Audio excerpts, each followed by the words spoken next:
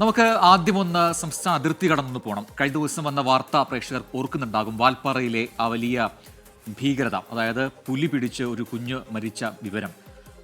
അതുമായി ബന്ധപ്പെട്ട വാർത്തയിലേക്കാണ് നമ്മൾ ഇനി കിടക്കുന്നത്. വാൽപ്പാറയിൽ കഴിഞ്ഞ ദിവസമാണ് പുലി പിടിച്ച പെൺകുട്ടിയുടെ മൃതദേഹം കണ്ടെത്തിയത്. സംഭവത്തിന് പിന്നാലെ കടുത്ത ആശങ്കയിലാണ് അവിടുത്തെ തോട്ടം തൊഴിലാളികൾ. സുരക്ഷിതം എന്ന് കരുതിയ ലയത്തിൽ നിന്നാണ് റോഷ്നി എന്ന് പറയുന്ന കുഞ്ഞിനെ പുലി കടിച്ചു കൊണ്ടുപോയത്.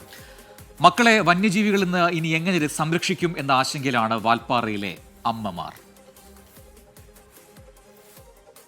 பாதுகாப்புக்கு ஒன்றும் இல்லைங்க, ஒன்றுமே இல்லை. ஆனால் முதல்ல மகளத்தில் இந்த லைன்ஸில் எல்லாம் 12 பிள்ளைங்க, குறைஞ்சது 7-5 பிள்ளைங்க இருந்தாங்க குழந்தைகளாம். ஆனால் இந்த மாதிரி சம்பவம் நடந்ததே இல்லை. இப்போ தான் அப்படி நடந்திருக்குது.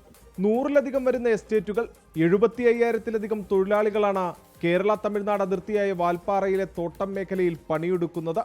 425 രൂപ മുതൽ 450 രൂപ വരെയാണ് കൂലി. അടിസ്ഥാന സൗകര്യങ്ങളോ സുരക്ഷയോ ഒന്നുമില്ല. சிறுத்தை வருதுங்க, ஆனை வருது, காட்டு மாடு இருக்குது. காட்டு மாடு தொந்தரவு பெரிய தொந்தரவு. ஆளெல்லாம் மிதிச்சிருது, கொம்பு வச்சு குத்திடுது. ஒத்தாசத்தில் வர முடியல, வந்தால் பயமாக இருக்குது. അതിനിടെയാണ് ഇന്നലെ 6 വയസ്സുകാരിയുടെ ജീവൻ പുലിയെടുത്തത്. പച്ചമല എസ്റ്റേറ്റിൽ ഇങ്ങനെയൊരു ദുരനുഭവം ആദ്യം. இன்னும் சாமி இருக்குது பாதுகாப்பு. இங்கே இவ்வளோ நாளாச்சு இந்த பச்சை மலையில் இப்படி நடந்ததே கிடையாது. இதுதான் முதல். കേരളത്തിനും തമിഴ്നാടിനും പുറമെ ഉത്തരേന്ത്യയിൽ നിന്നുൾപ്പെടെ 2 ലക്ഷത്തോളം പേരാണ് 2018 വരെ ഈ മേഖലയിൽ തൊഴിലെടുത്തിരുന്നത്. വന്യജീവി ആക്രമണം പതിവായതോടെ 1.25 ലക്ഷത്തോളം പേർ തൊഴിലുപേക്ഷിച്ചു. റോഷ്നിയുടെ മരണം അതിഥി തൊഴിലാളികൾക്ക് പേടി സ്വപ്നമായിരിക്കുന്നു. अभी तो लग गया, उतना दिन नहीं डर लग रहा था, लेकिन अभी तो डर लग रहा है. कैसा नहीं डर लगेगा, आँख में देख लिए तो सामने.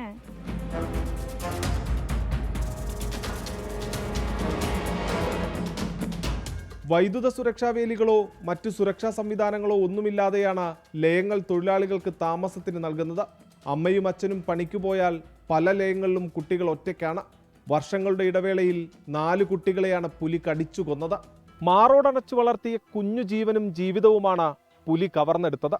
ഇന്ദിരയെപ്പോലെ മറ്റമ്മമാരും ഭീതിയിലാണ്. തങ്ങളുടെ കുഞ്ഞുങ്ങളെ തേടി പുലി വീണ്ടും ഈ ലയത്തിലേക്ക് എത്തുമോ എന്നതിൽ. ക്യാമറമാൻ സന്ദീപ് കോലരിക്കൊപ്പം സൂരജ്, 24.